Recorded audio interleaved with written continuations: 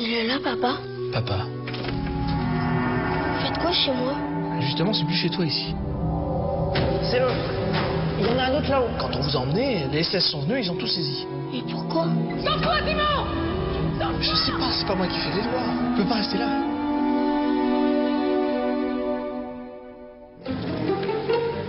Vous avez maintenant 200 mètres carrés à votre disposition. Merci infiniment, colonel. La chambre est là. C'est de votre futur genre qu'il faut remercier, madame. C'est un garçon remarquable. Vous en rêviez, l'Allemagne l'a fait. On m'a nommé traiteur exclusif, colonel Streich. Champagne alors? Champagne! Je descends chercher à la cave. Non! T'as quelque chose à cacher. À chaque fois que je vais aller chercher du champagne, tu me dis non, c'est quand même curieux. Et alors, ça te gêne? Je veux pas d'ennui. C'est vous qui avez dénoncé mon père. Pourquoi je vous aurais dénoncé? On peut en gagner en dénonçant les juifs. Allez. Il va me faire crever, ce petit con. Comme je dis toujours, on a perdu la guerre, pas l'appétit. Vive la France! Tout le monde, non? T'imagines un peu si tout le monde se disait la vérité? Ce serait la guerre! Mais c'est la guerre. Vous tenez temps à vous en débarrasser? Je tiens à le sauver.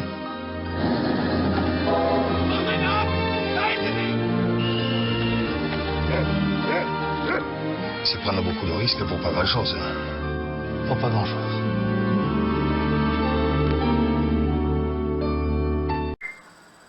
Bonjour à tous et bienvenue sur cette vidéo, chers amis, chers abonnés.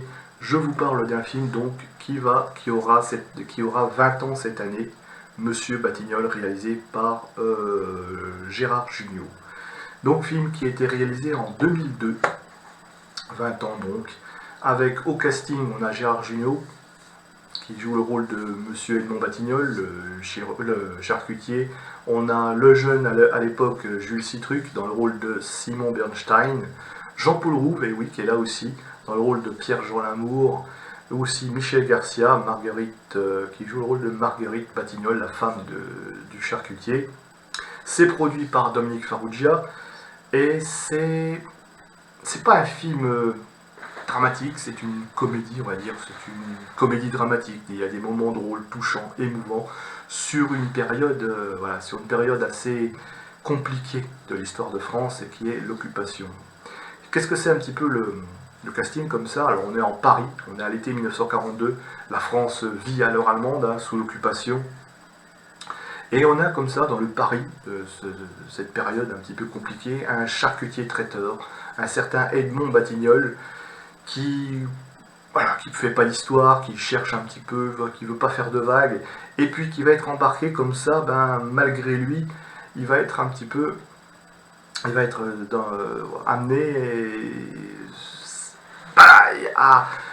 il participe malgré lui un peu à la déportation d'une famille juive, une famille de chirurgiens juifs très riches qui vivent au-dessus de chez lui dans un bel appartement. Et puis, à partir de là, il y a l'enfant de cette famille qui ensuite va réussir à s'échapper et va revenir le retrouver. À partir de là, il va l'aider à passer en Suisse. Le scénario a été coécrit avec Philippe Lopez-Curvel. C'est pas d'après une histoire vraie, mais ça raconte beaucoup de choses. Le film a été tourné non seulement à Paris pour tout ce qui est la première partie, et puis ça a été tourné aussi pour toute la seconde partie dans ma région, c'est-à-dire en Franche-Comté, du moins dans le Haut-Doubs, près de Morteau. D'ailleurs, petit clin d'œil, Gérard Jugnot, qui incarne un charcutier, voulait quelque chose qui a un rapport avec la charcuterie, donc il a trouvé ça. Bon, en même temps, ça suit l'histoire, puisqu'ils doivent aussi passer en Suisse.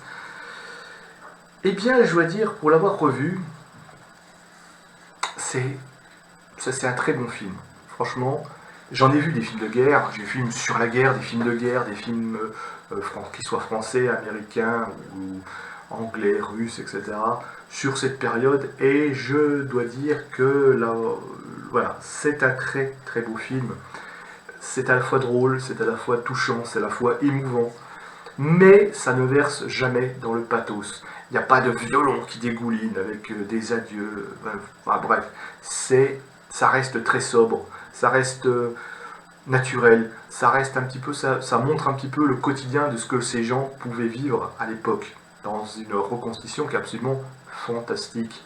C'est-à-dire que chaque détail, ils sont allés récupérer des vieilles photos, ils sont allés récupérer peut-être des témoignages, voilà, je suppose, des archives aussi, et on a comme ça tous des détails qui relatent un petit peu la vie de Paris des gens en 1942. Et surtout, ça met en avant un petit peu le quotidien de ces gens. Alors, les gens, parce que, comme vous expliquez, on comprend, quand on regarde cette période, on a l'impression qu'il y a les collabos contre les résistants, et puis voilà, la France est coupée en deux. Non, c'est pas tout à fait ça. Il y avait effectivement 5% de collabos, voire des collabos purs et durs, hein, ce qu'on appelait les collaborationnistes, mais des gens qui voulaient la réussite de l'Allemagne, tout ça. Bon, il y en avait d'autres qui étaient collaborateurs économiques, c'est plus un degré moindre. Il y avait, mais c'était pas voilà, et il y avait des résistants devant, qui, faut dire la vérité, qui étaient très peu nombreux. Les résistants, la résistance en 1942, 41, tout ça, bon, honneur à eux, ils ont peut-être assuré ce qu'ils étaient l'honneur de la France, ils étaient la France, mais dans les faits, et c'est pas pour leur tenir un truc, ils représentaient pas, ils n'étaient pas grand-chose. J'ai envie de dire, la plupart des résistants qu'on voit dans l'image, il y a eu plus de résistants en 44-45 qu'en 42. La plupart des gens, 95% des gens dans cette période, entre 41 et 42, surtout 42, c'est l'année charnière, c'était des attentistes, des gens comme Monsieur Batignolles, qui vivaient leur vie, qu'il fallait bien vivre, malgré les difficultés, hein. Je rappelle qu'on était sous occupation, il y avait des tickets de rationnement, d'ailleurs, qui ont perduré quand même jusqu'en 1949 à peu près, hein. Voilà, bon. Et il fallait faire avec toutes ces difficultés. Alors il y avait des gens qui étaient ni vraiment pour les Allemands, ni pour la résistance. Beaucoup de gens simplement attendaient. Ils attendaient. Bon, la France a perdu la guerre, on vit sous zone d'occupation, il y a Pétain à côté, il y a peut-être De Gaulle, qu'est-ce qu'on est, qu'est-ce qu'on fait, qu'est-ce qu'on veut. Hein. Et c'est des gens qui sont un petit peu comme Monsieur Batignolles et qui simplement ont envie, oh, c'est bon, on a envie de vivre tranquille. Et puis, qu'est-ce qui lui arrive à M. Batignolles? Il lui arrive que le fils, hein, comme je vous dis, que le fils, le petit Simon Bernstein, s'échappe un petit peu du camp de Drancy, apparemment, où il était interné avec ses parents, et il va revenir dans son appartement. Et dans son appartement, il y a la famille Batignolles qui s'est installée suite un petit peu aux manigances de son gendre, hein, l'espèce de saloperie, faut dire le mot, le personnage incarné par Jean-Paul Rouve, qui d'ailleurs c'est lui qui dénonce, c'est lui qui dit tiens des juifs qui vivent au-dessus, et puis l'autre il se retrouve. Voilà. Et oui, je dis que c'est une vraie saloperie, parce que oui, ça pour le coup, il y a eu des gens comme ça qui étaient vraiment des mondes salopards. C'était souvent ces petits collaborateurs, ces petits mecs un peu médiocres, un petit peu comme ça, qui ont envie de se faire une carrière. On sait pas. C'est pas un journaliste, c'est un journaliste médiocre, c'est un auteur raté de pièces de théâtre. Même à un moment donné, on le voit dans une scène comme ça, où il est confronté à Sacha Guitry, enfin celui qui incarne Sacha Guitry, qui lui dit mais vous êtes médiocre, etc. C'est tous des petits gens comme ça qui ont envie de se faire un nom, et c'est comme des charognards comme ça, qui sont prêts à vendre n'importe quoi pour se faire. Mais il y en a eu plein, ça par contre, il y en a eu plein dans cette catégorie, il y en a eu plein qui ont fait ça. C'est des gens il y a toujours des gens qui profitent des situations et qui pour se faire des noms. Bref. Attention, Jean-Paul Rouve joue très bien, et justement son personnage qu'il incarne est une vraie saloperie. Et d'ailleurs, il a à un moment donné, il a ce qu'il mérite. Bref. Mais lui, est-ce que c'est un film sur la rédemption? Parce qu'à un moment donné, on peut se dire aussi, t'as rien fait aussi pour l'empêcher, à un moment donné, t'as rien fait pour empêcher de laisser ces gens déportés. Non, mais bon, c'est sa famille. Disons qu'il va ouvrir les yeux, au fur et à mesure de ce film, et c'est ça qui est très bien fait, c'est que on part à des gens qui vivent sa petite vie de charcutier, et puis à un moment donné, avec l'arrivée de cet enfant, voilà, qu'est-ce que j'ai fait? J'ai fait une bêtise, j'ai fait une connerie, j'ai envoyé toute une famille en déportation, et puis il m'arrive ce petit gamin qui est là, il faut que je le fasse passer en Suisse, avec aussi ses deux cousines, 3 enfants qu'il faut que je fasse passer en Suisse, et puis voir, voilà, une volonté peut-être de se racheter, peut-être aussi de se racheter, hein, quelque part. Film sur la rédemption, bon, peu importe. Disons qu'il va ouvrir les yeux, progressivement, et il va comprendre ce que parfois on peut pas fermer les yeux totalement sur ce qui nous arrive, et qu'on peut pas rester insensible. C'est très bien joué, hein, c'est très bien joué, même les enfants, les gamins, c'est vraiment une véritable révélation. C'est très bien documenté, c'est très bien recherché, au point de vue de l'esprit un petit peu de 1942, la guerre en couleur, en fait, parce que oui, faut pas, les gens ils vivaient pas en noir et blanc, ils vivaient dans le même, voilà, donc c'est bien aussi de montrer un petit peu. D'ailleurs, ils n'ont pas fait des éclairages un peu, j'ai envie de dire, c'est pas des éclairages artificiels, c'est des éclairages quasiment naturels dans ce film, où on montre un petit peu comme ça, d'histoire de montrer les gens, le quotidien des gens, ce qu'ils ont vécu. D'ailleurs, je crois que pendant le tournage, il y a des anecdotes. Il y a eu des gens, voilà, qui voyaient encore des gens avec les toiles jaunes, avec tous ces mots qui ont été des anciens qui ont tout de suite eu à des... comme quoi cette période d'occupation allemande, eh bien, c'est quelque part encore... Enfin, maintenant, ça devient un peu moins, mais on trouve encore des gens, c'est encore de la mémoire, c'est pas, ça commence à devenir de l'histoire, et ça le deviendra, mais ça reste encore de la mémoire, c'est encore, chez les gens, c'est encore partie prégnante, ils ont encore ça dans l'esprit. C'est aussi un film un peu, qu'est-ce que j'aurais fait à cette époque-là, si, voilà, sans savoir, bien sûr. Aujourd'hui, c'est facile de se dire « Ah oui, mais j'étais collaborateur, j'aurais été résistant, tout ça. Il y avait les collabos, moi j'aurais pas été collabo, hein, j'aurais été résistant. » Oui, non, tu sais pas ce que tu aurais fait. C'est pas ce genre de période. C'est pas ce genre de dire... Évidemment, aujourd'hui, tu connais la fin, hein, tu sais ce qui va se passer à la fin. Ah bah oui, moi je serais collaborateur, je serais résistant. Non, tu sais ce qui se passe à la fin. Donc évidemment, mais à l'époque, tu savais pas ce qui se passait. Surtout en 42. 42, voilà... Il n'y avait pas encore, voilà, on ne savait pas ce que faisaient les Alliés, on ne savait pas ce que faisait la guerre, tout ça, machin, il y a beaucoup de propagande. Comme il le dit, à un moment, tout le monde mentait hein, dans ce truc, c'est la guerre, tout le monde il y avait des intérêts. Bon.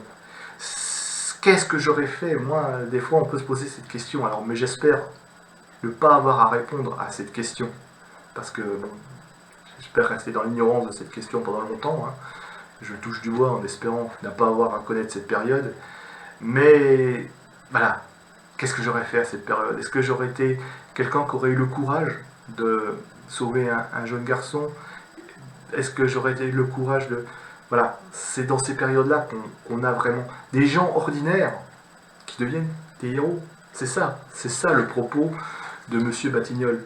C'est ce personnage qui est totalement ordinaire, sans ambition, qui n'a pas envie de faire de vagues, et puis, malgré lui, il va devenir un héros injuste, presque injuste, parce que je crois qu'il y a une phrase du Talmud, juif d'ailleurs, qui dit « Qui sauve une personne, sauve le monde entier ». Et bien c'est ce que fait cet homme. Il va sauver 3 enfants. Il va sauver 3 enfants, et ce sera son acte de courage, ce sera son acte de bravoure, d'héroïsme. Et il y en a eu plein dans cette période, des gens... C'est un film qui rend hommage à tous ces gens un peu dans l'ombre, un peu oubliés aujourd'hui par la grande histoire, mais qui ont participé à sauver des gens. Et comme je vous ai dit au début de vidéo, les gens n'étaient pas forcément des résistants, ou pas forcément des collaborateurs, mais il y a eu des gens quand même qui ont pris sur eux, par des petits actes, par des petites choses, des petits faits, c'est pas grand chose. Mais simplement sauver une vie, sauver un enfant, ça vaut, c'est tout. Oui, ça en vaut la peine. Ça en vaut la peine. C'est un moment. Il y a une scène aussi qui est assez puissante dans ce film. C'est quand il se retrouve confrontés aux gendarmes, parce qu'ils sont rattrapés, je ne vais pas vous raconter, ils sont rattrapés aussi du côté de Morteau, ils sont interrogés par la gendarmerie, par ce gendarme un petit peu trop zélé, qui lui pose des questions, on va dire collabo aussi, hein, et qui, à un moment donné, il se retourne, et il ne le connaît pas, le juif qu'il a arrêté, enfin il sait que c'était son voisin du dessus, ils ont eu une intercation, enfin bon, pour autre chose, mais le gosse lui a raconté son histoire, donc il va reprendre toute l'histoire et il va fusionner avec, il va dire je en parlant de cet homme. Il va comme si sa vie de cet homme qui est peut-être déporté, qui est peut-être déjà mort, va prendre cet homme, alors lui, et il va parler à travers lui. Et ils vont fusionner, et ça je trouve que c'est peut-être la scène la plus touchante de ce film. C'est-à-dire qu'il prend... C'est comme si cet homme qui est persécuté, qui a été fusillé, déporté, à travers de ce personnage, parce qu'on ne sommes qu'un, ils ont combattu en 14, les deux, que ce soit, peu importe, ils ont vécu aussi en d'autres temps, d'autres horreurs, ils ont aidé la France, et il n'y a pas de Français de l'un ni de l'autre, il n'y a que des Français, il n'y a pas de Français juifs, il n'y a pas de Français, tout le monde, on est Français, qu'est-ce que soit notre... Voilà. On fait partie d'un même peuple, c'est ce que veut nous dire aussi ce film. Bref, c'est un film pour la mémoire, c'est un film pour nous rappeler peut-être, voilà, ce que c'est cette époque sans prendre parti, sans prendre au jugement. Et puis voilà, c'est une très belle œuvre de cinéma, mais aussi, oui, c'est très bien filmé, il y a des bons plans, il n'y a pas... C'est très sobre, mais je pense que là où peut-être les Américains auraient fait quelque chose avec des violons dégoulinants, là il n'y a pas de pathos inutile. Voilà, au contraire, l'émotion, elle se met naturellement par le jeu des acteurs qui sont tous formidables l'un et l'autre. Donc je vous recommande Monsieur Batignolles, si vous aimez les belles histoires comme ça, si vous voulez aussi avoir un document fort sur cette période de l'histoire de France, de notre pays, dont il ne faut pas se cacher les yeux, mais il faut au contraire regarder pour éviter que ce genre de choses puisse arriver, enfin j'espère que... Voilà. Mais voilà, très beau film sur l'occupation allemande en 1942, sur la vie des gens. D'ailleurs, dans ce DVD, il y a un petit documentaire très intéressant de 20 minutes sur la vie des Français sous l'occupation. C'est très... Voilà, je vous encourage à le retrouver. C'est en même temps un très beau film à regarder avec ses enfants, à regarder avec seul, etc. Film qui vous fera réfléchir aussi sur beaucoup de choses, parce qu'il y a comme ça des petits portraits, charges de Français sous l'occupation, ceux qui simplement n'étaient ni d'un côté ni de l'autre, mais qui faisaient leurs petites affaires aussi, comme ça, qui monnayaient aussi leurs affaires, etc. Il y a beaucoup de choses comme ça. Il y a beaucoup de petits détails sur la Seconde Guerre mondiale, c'est très bien documenté. On voit que Junio et monsieur Philippe Lopez-Curval, le scénariste aussi, co-scénariste, ont très bien travaillé, le chef décorateur, tout ça, ils ont très bien travaillé sur tous les détails. En tant qu'historien, j'apprécie. J'apprécie beaucoup ce film qui montre la France de 1942 telle qu'elle était. Et puis aussi en tant que franc-comtois, je vais en dire, un film qui a été fait aussi sur la région, c'est pour voilà. Bref. Donc, Monsieur Batignolles de Gérard Jugnot, film qui a 20 ans cette année et que je vous recommande chaudement à regarder. Sur ce, mes amis, eh bien, je vous souhaite liker, partager, commenter ce film si vous l'avez aimé, si ce film vous a touché, ému, si vous avez aussi des petites anecdotes à me raconter autour de ce film. Et puis je vous dis au revoir pour une prochaine vidéo.